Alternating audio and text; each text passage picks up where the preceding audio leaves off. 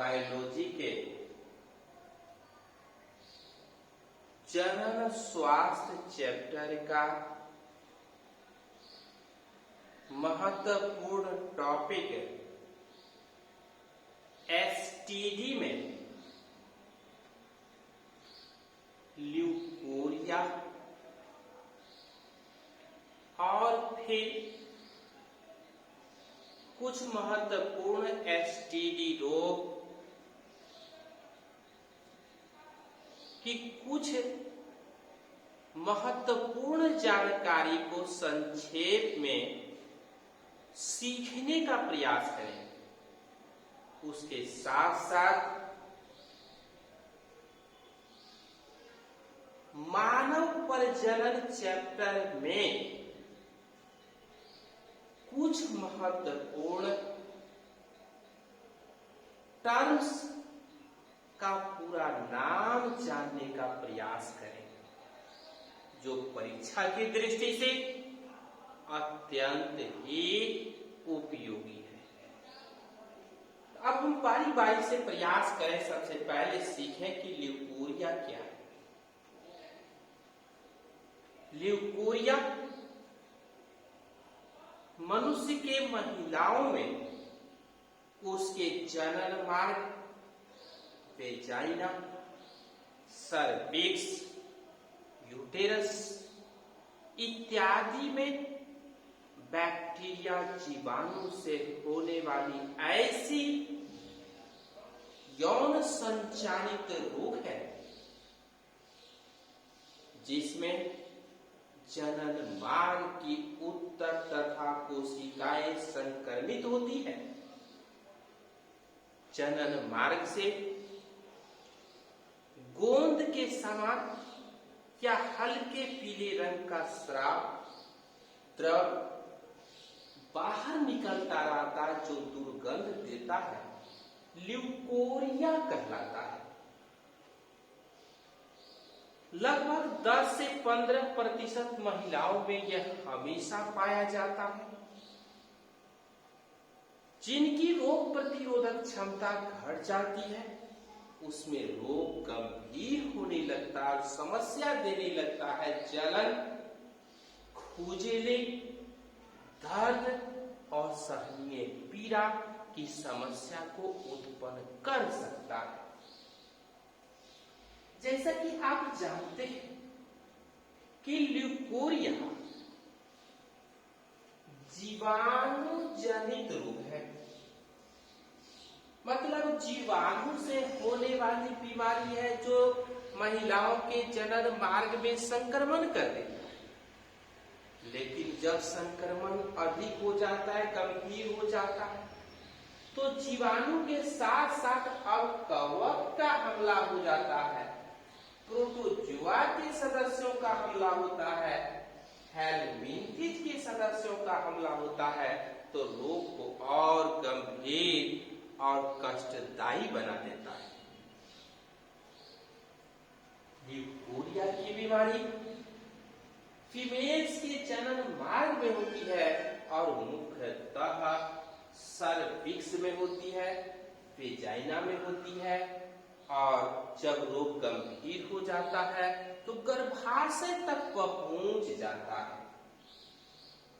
अब हम लक्षण और प्रभाव की बात करेंगे।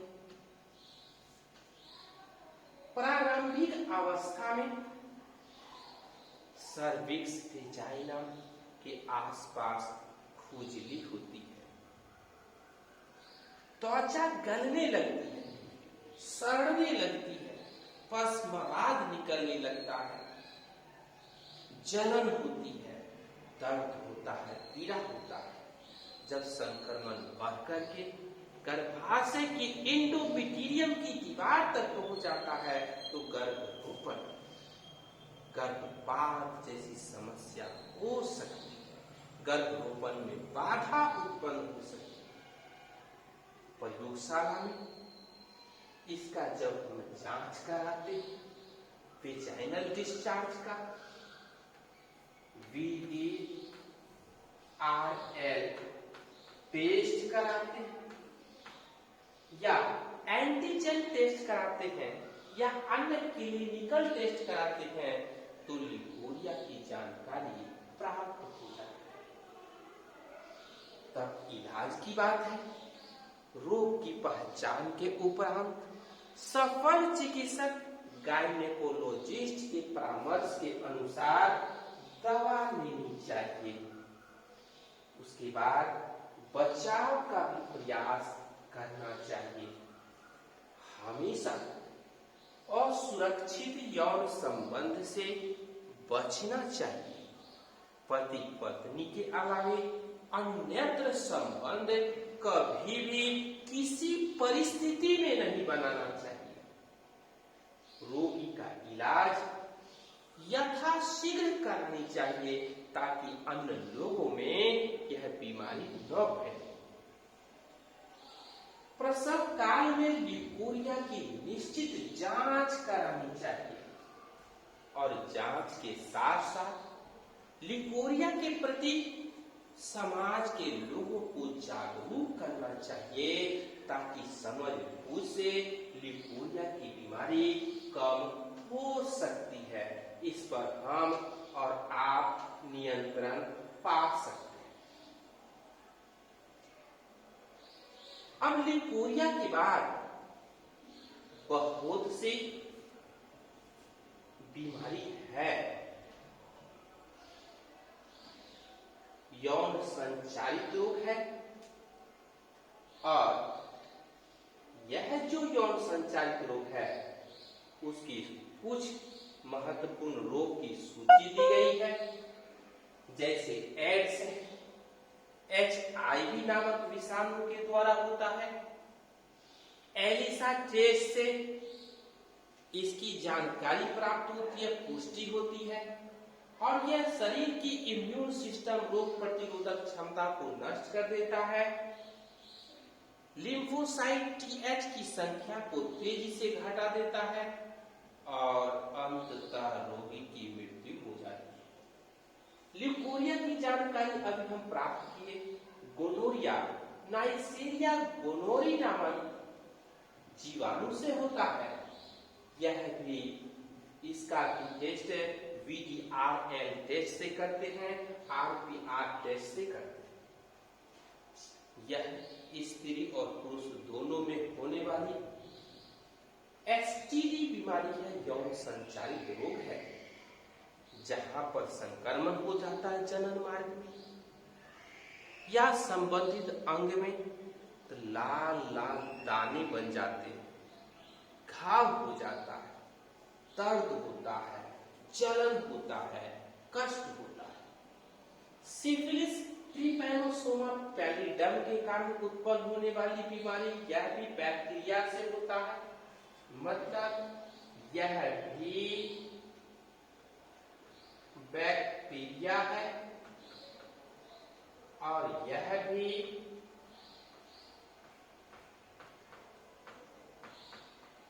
बैक्टीरिया है।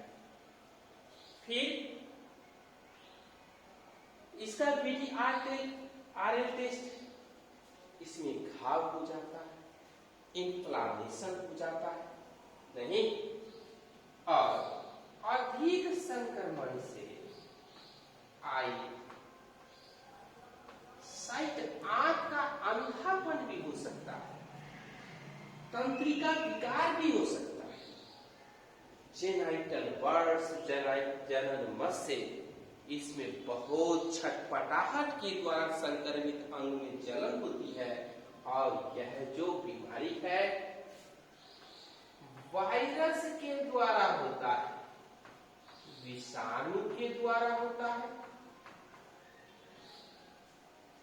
और DNA हाइब्रिडाइजेशन से, एंटीजन टेस्ट से, साउदर्न ब्लोटिंग टेक्निक से इसकी जांच की जाती है और संक्रमित अंग में सूजन होता है, घाव फट जाता है, असहनीय दर्द पीड़ा होती है, छटपटाहट होती है।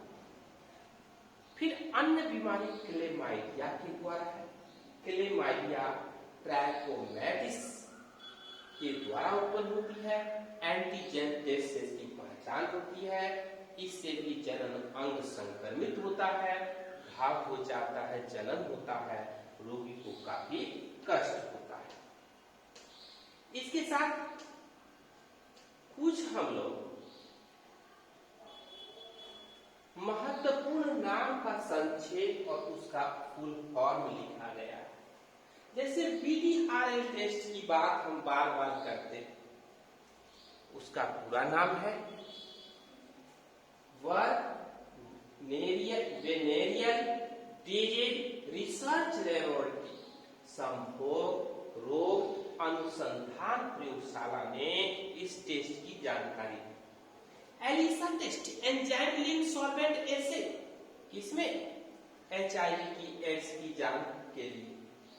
IVF इन विट्रो फर्टिलाइजेशन, अंतःपात्र निषेचन।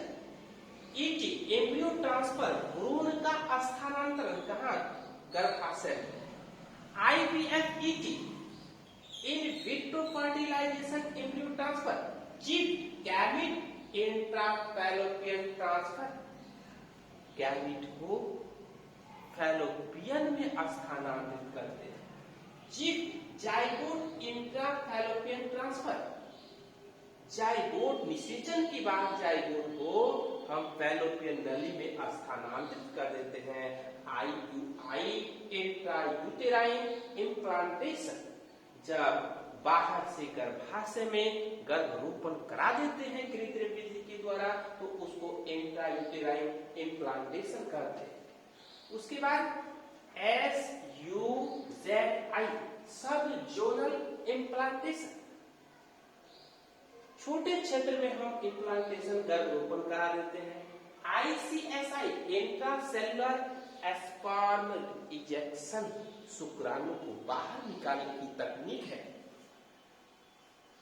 TESE टेस्टिकुलर स्पर्म एक्सट्रैक्शन, जब हम टेस्टिस से शुक्राणु को बाहर निकालते हैं तो उसको टेस्टिकुलर स्पर्म एक्सट्रैक्शन कहते हैं। मेसा माइक्रोसर्जिकल एपिडिडाइमल स्पर्म एस्पायरेशन, एपिडिडाइमल से शुक्राणु को बाहर निकाला जाता है, उसको एक्टिवेट किया जाता है। तो इस प्रकार STD के साथ साथ कुछ महत्वपूर्ण टर्म के फुल फॉर्म को भी जानने का प्रयास हम लोगों ने